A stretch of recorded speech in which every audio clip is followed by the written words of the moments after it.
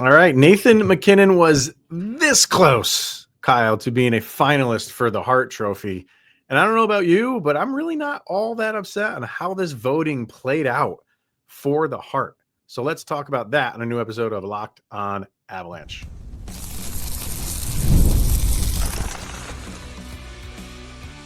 You're Locked on Avalanche, your daily podcast on the Colorado Avalanche. Part of the Locked on Podcast Network. Your team every day. All right, everybody. Welcome to another episode of Locked on Avalanche, part of the Locked on Podcast Network, your team every day. I'm your host, Chris Maselli. With me, as always, Mr. Shaggy Von Doom, Kyle Sullivan.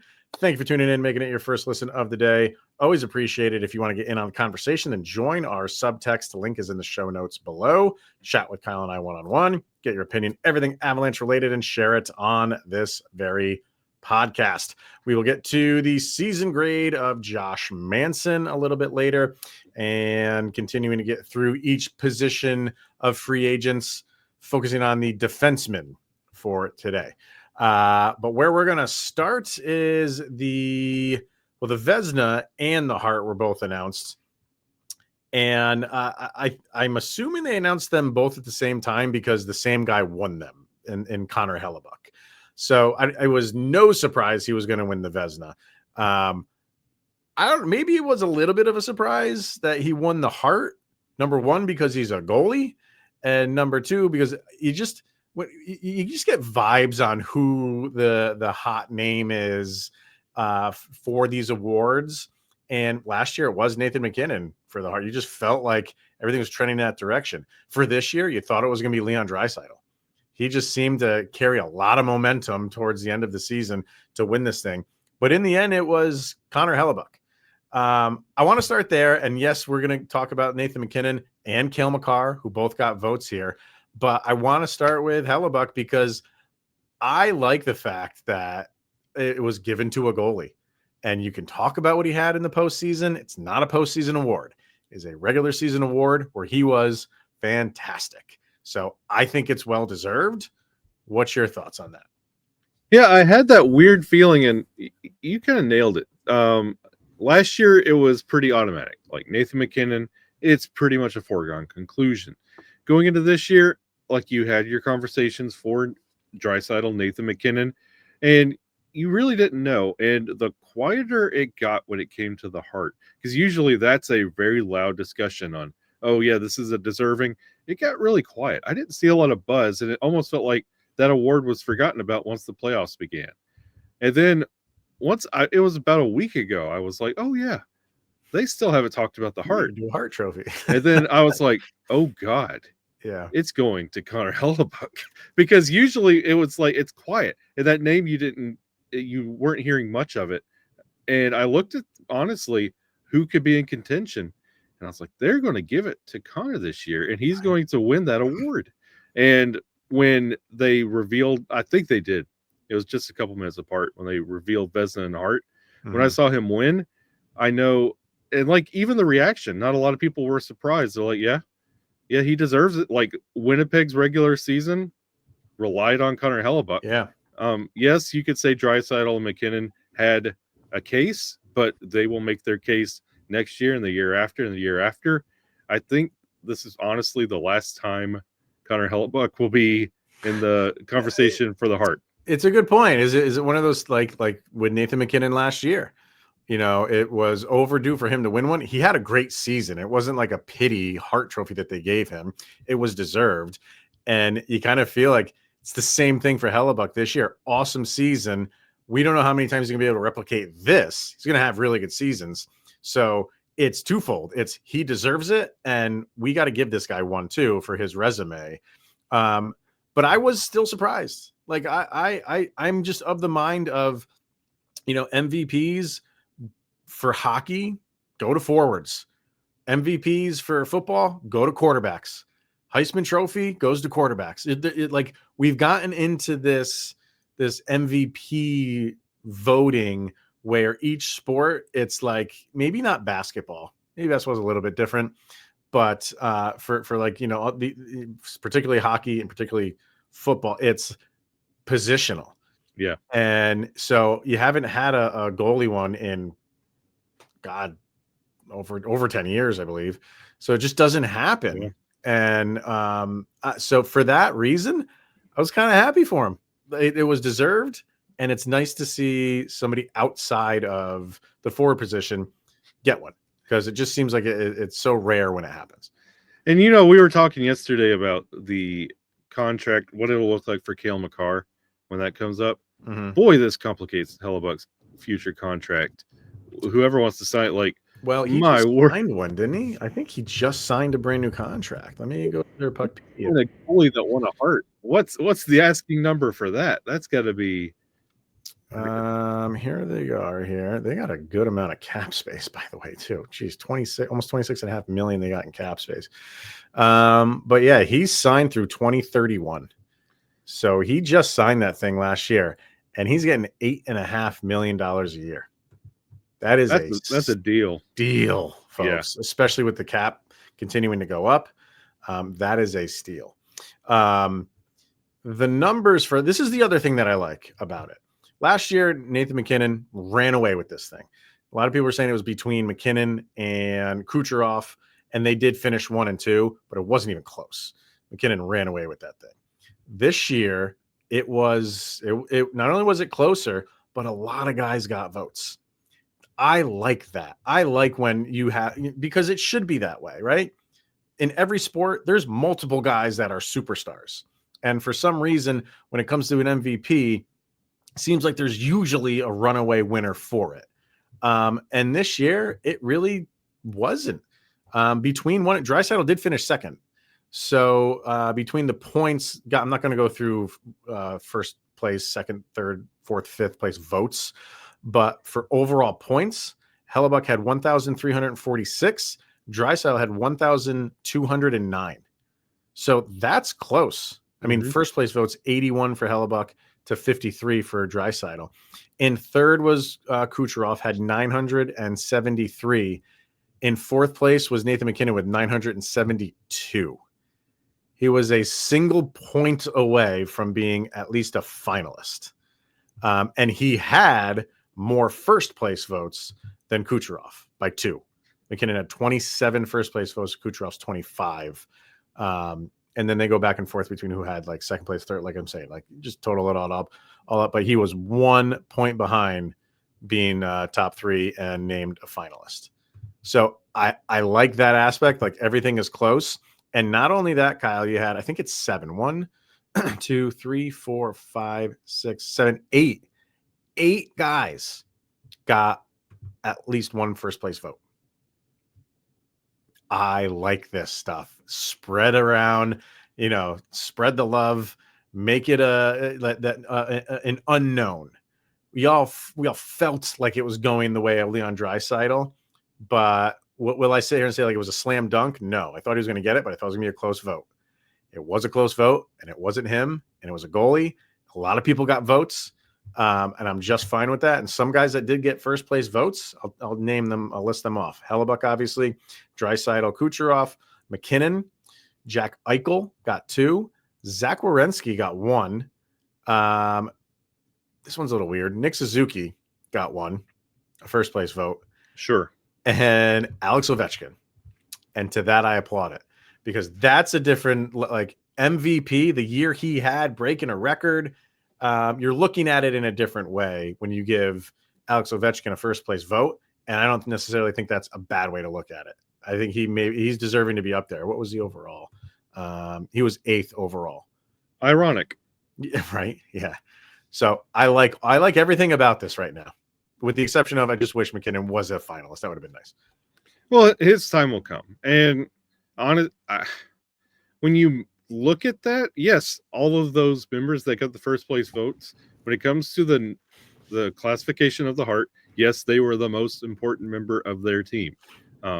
So I understand it. I honestly really don't have any issues with any of those names. No, and the one name that I have not mentioned yet, in 6th place overall, Cale Makar. 108 points. Didn't get any first place votes. Most he got 7 second place votes. third, fourth, and fifth. He had 19 fifth place votes. So he had 108 points and sixth place overall. So if we are opening our horizons, broadening our horizons, and I say that, because I know goalies have won it and defensemen have won it, obviously, but it's just like I'm saying, it's a little bit rare. If we're starting to branch out and giving it to a goalie next year, Cale Makar has a season like he did this past year, plus a little bit more. I think maybe he had 108. I think he gets bumped up a little bit more next year. Because Nathan MacKinnon was fourth, Cale Makar sixth. Yeah. And everybody's starting to take notice, like back to like you got 2-time Norris Trophy winning Cale Makar. And now he's in the top 10 of a Hart. Mm-hmm. And like I mentioned with Hellebuyck, like what do you do with that contract? Like what do you do when it comes to that? What do you do for Cale Makar? When we were talking about that contract yesterday, if you win a Hart next year, Hart this year. oh my God, we're really having a difficult conversation. It's a good point because I didn't think like him winning the Norris this year changes the dynamic of his contract. He's going to get a good amount, but if you tack on a Hart in this, the last year before they can make the extension, you might have to bump that up even a little bit more. Hart, Conn Smythe, golf, like everything. The only thing he hasn't gotten is Vezina, and he probably can get that too. Sure, why not? Sure. Show some pads on him. So I'm okay with all this, man. Like I like how this went down, and this is how MVPs voting should go. They should be closer than what they typically are.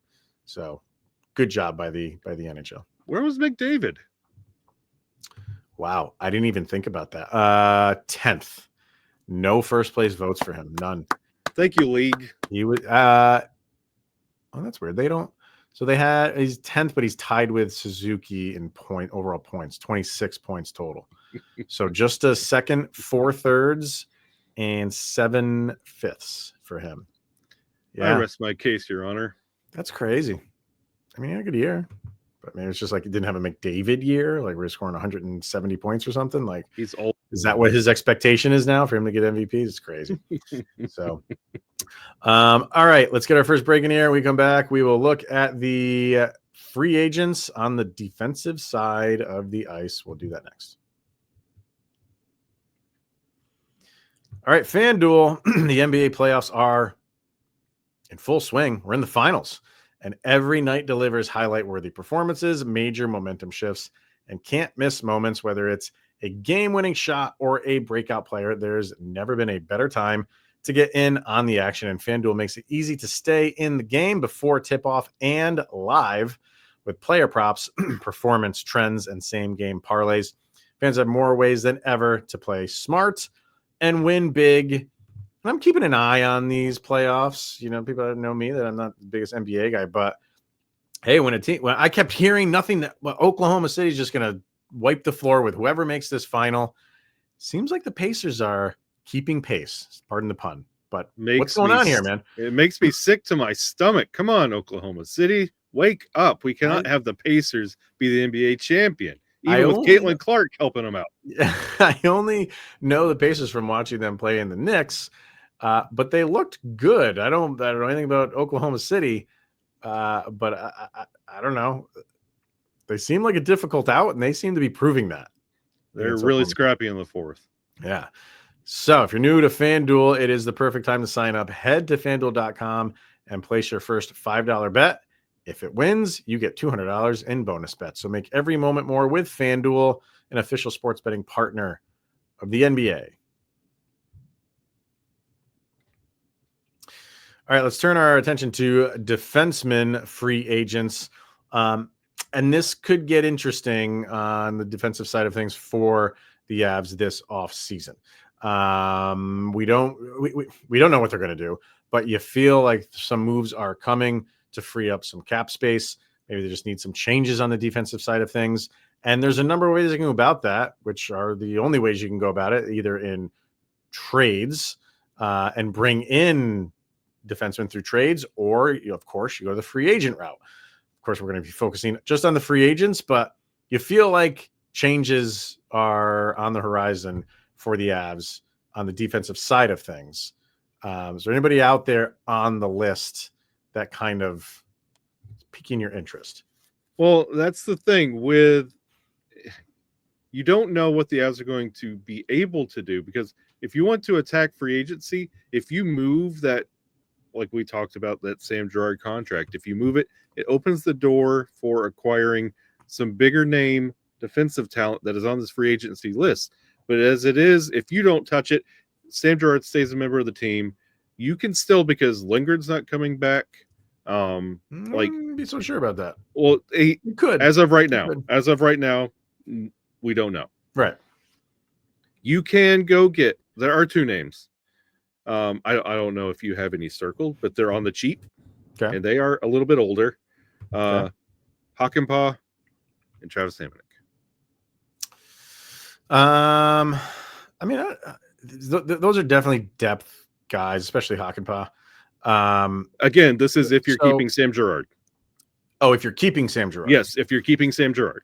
Like if the team, because no moves have been made, Sam Girard is still a member of the team. Love you, Sammy G. Right.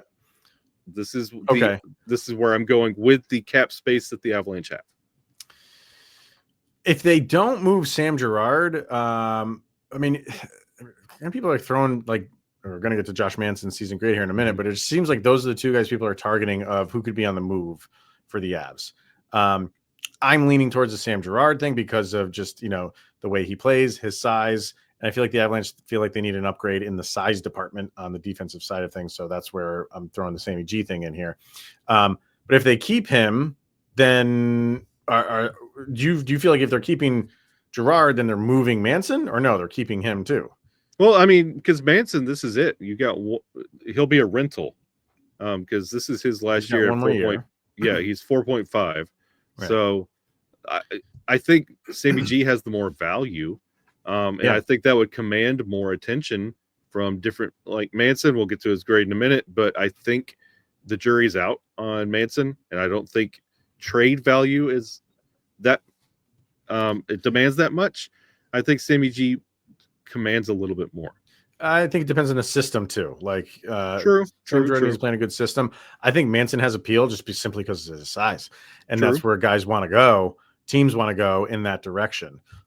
So, I mean, if they move like Girard, that frees up $5 million in cap space. It doesn't mean that the Avs are going to go like dumpster diving here and then go get a guy that's like $2 million to replace him.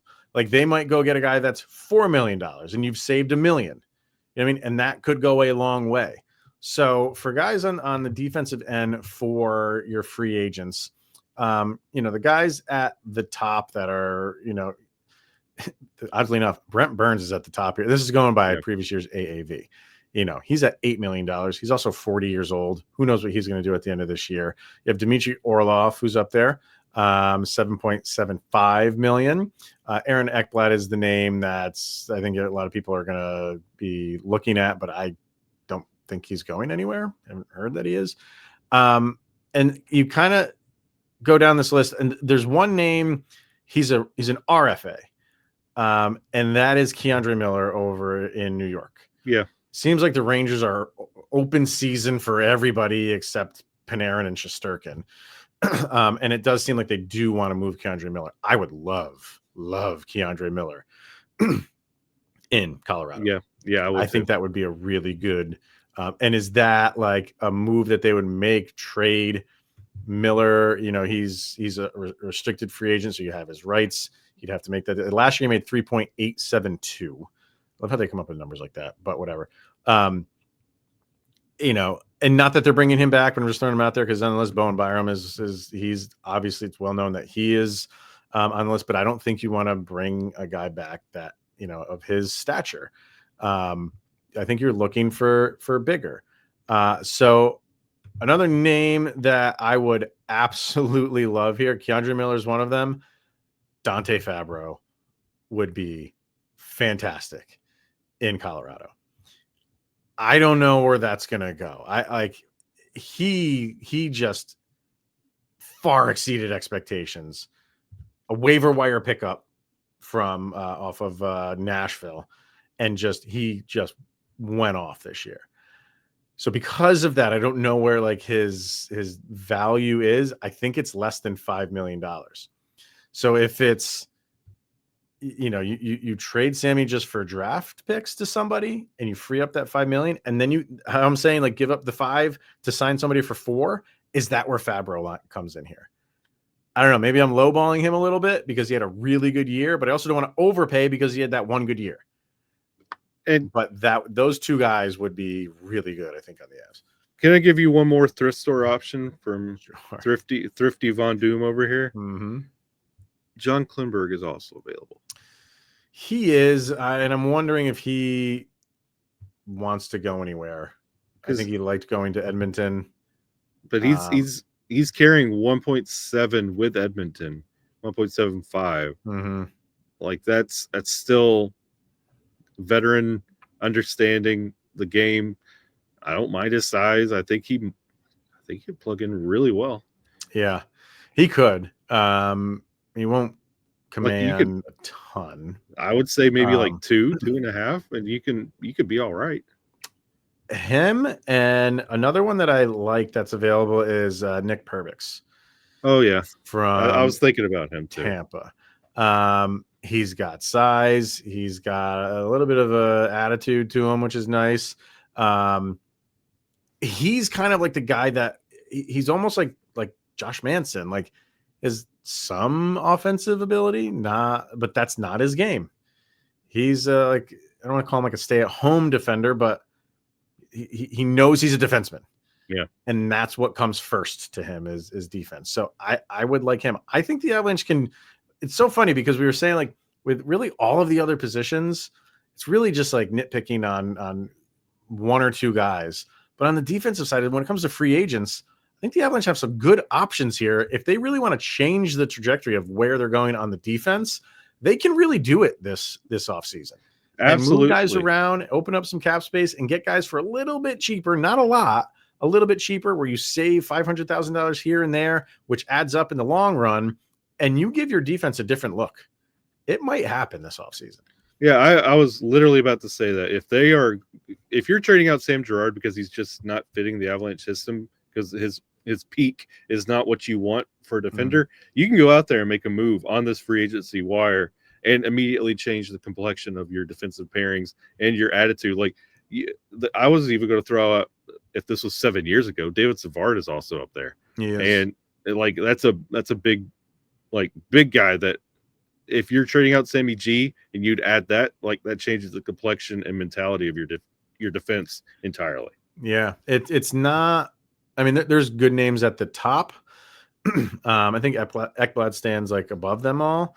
And there's other guys on here, like Burns, obviously his heydays are far behind him, but so he has a little bit of name recognition towards the top. But this is a really good, or I shouldn't say really good, it's a good defensive free agent market in the meat of it. In like the spots where you need like those bottom pairings, you can find really good value here. Budget picks. Maybe even a little bit above budget. Like in that like kind of that gray area between league minimum and not quite. We're not going to like overpay for you, but we can give you. Yeah, we can give you like a decent amount of money, and we can slot you in, and you can perform well in a system. Yeah. So, and when I was like looking at the names and stuff like that, I kind of just was like, yeah, I think this makes sense for the Avalanche to do this. And I think they do.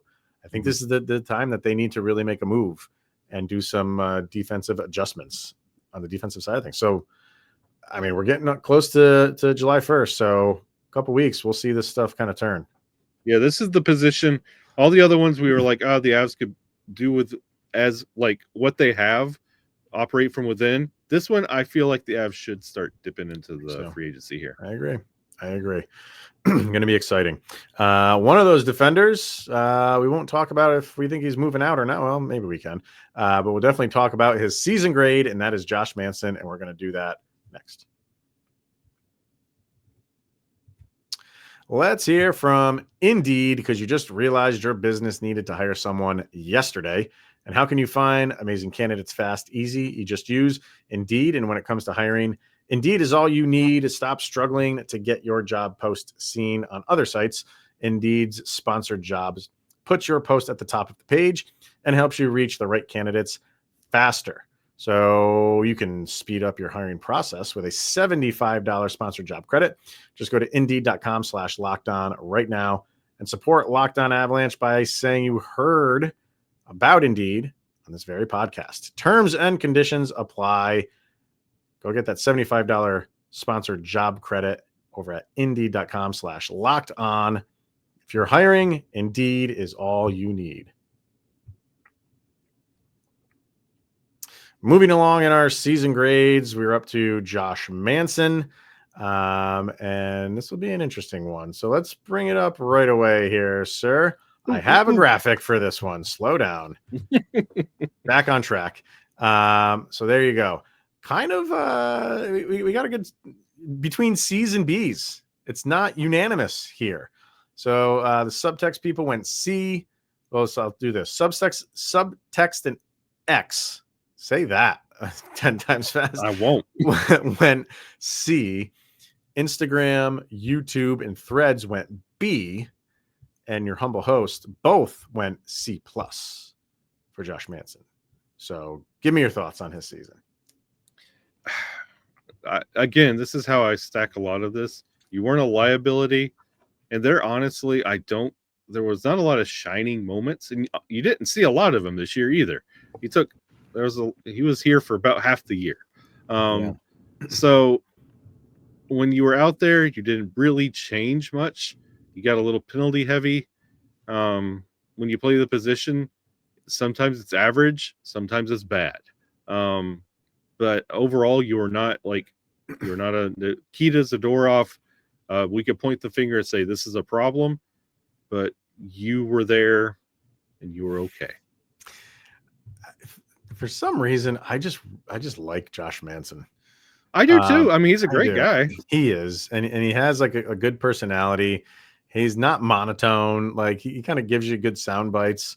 I like his play style and the size of him, and he's aggressive. And he needed to be. He was tagged as their not an enforcer, but their muscle. And he's fine playing that role. But for a guy that plays the style of Josh Manson, you need to live with the downside of things. I get a kick out of like when he feels like he's turning into Nathan MacKinnon and he's just weaving in and out of traffic. And I'm like, where did this come from? And he's not bad at doing that from time to time. I don't know where it comes from, but he will take a puck in their own defensive zone and he will just find his way into the offensive zone. And I'm like, wow, you just became Cale Makar or Nathan MacKinnon or Martin Necas out of nowhere. But then it just kind of like falls apart because he doesn't really know what to do with it after that because that's not his game. As far as points go, he only had 1 goal this year, 14 assists, 15 points. It's not for lack of trying. If he gets an opportunity, he's going to fire the puck on net. I like him.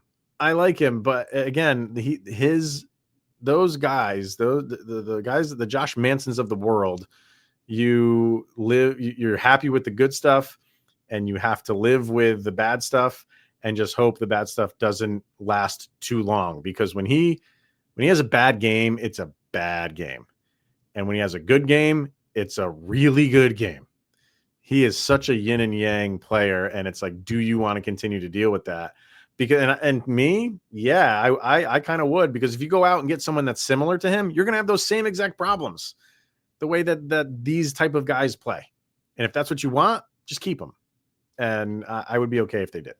Yeah, like Josh Manson, he's got this thing. You remember JP from the movie Angels in the Outfield, where he's running the bases, and Danny Glover says, "Oh yeah, you have to run home," and then JP hears this and just runs home, literally to his literal house.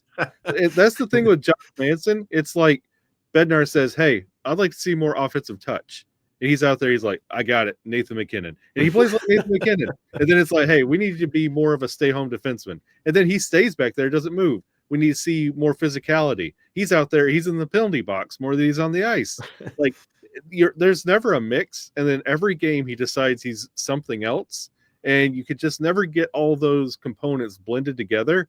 And I would like that.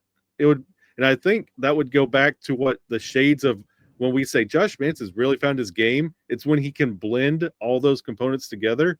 But he's doing a lot of overcompensating and doing too much. And we just need you to play defense. And we'll be all right.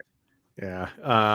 Over on subtext, we had a few comments here. We got Vargar, gave him a C, said Manson peaked in the 22 Cup run. Hasn't been the same since. I like the physical element he provides. I wish he was just a little bit better defensively. Okay. Like, I can't disagree with really any of that. I mean, that's... Yeah. You had Christina. Let me see. Let's see. For me, Josh is a C+, B-. Can struggle with consistency sometimes and can prove to be a liability with either bad turnovers or poor coverage, or he gets penalties at inopportune moments that shifts momentum. That is true.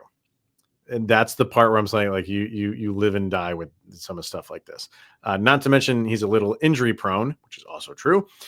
He seems like a good team player. I like his size, but doesn't often utilize it well. Let's just say he is one where every situation would not surprise me if he gets traded.